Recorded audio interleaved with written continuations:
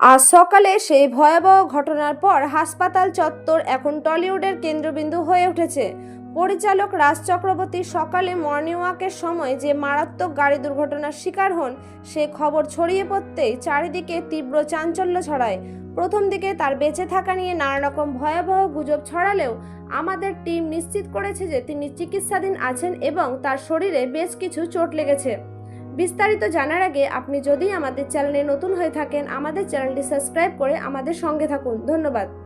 এই চরম উদ্বেগের মুহূর্তেই রাজ চক্রবর্তীর পাশে এসে দাঁড়িয়েছে তার দীর্ঘদিনের সহকর্মী ও টলিউডের সুপারস্টার দেব। খবর পাওয়া মাত্রই আর এক মুহূর্ত সময় নষ্ট না করে সরাসরি হাসপাতালে ছুটে যান অভিনেতা। সেখানে পৌঁছে দেব শুধু চিকিৎসকদের কাছ থেকে রাজের শারীরিক অবস্থার পুঙ্খানুপুঙ্খ আপডেটই নেননি, বরং এই কঠিন সময়ে রাজের পরিবার ও শুভশ্রী গঙ্গোপাধ্যায়ের পাশে ঢাল হয়ে দাঁড়িয়েছেন। হাসপাতাল চত্বরে দেবের এই উপস্থিতি প্রমাণ করে দেয় যে ইন্ডাস্ট্রির সহকর্মীরা এই বিপদের দিনে কতটা একতাবদ্ধ।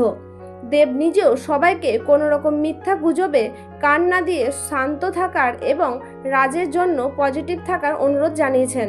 রাজ চক্রবর্তীর শরীরে চোট থাকলেও তিনি চিকিৎসাধীন সাড়া দিচ্ছেন এবং বর্তমানে স্থিতিশীল। পুরো টলিউড এখন একযোগে তার সুস্থতার জন্য প্রার্থনা করছে।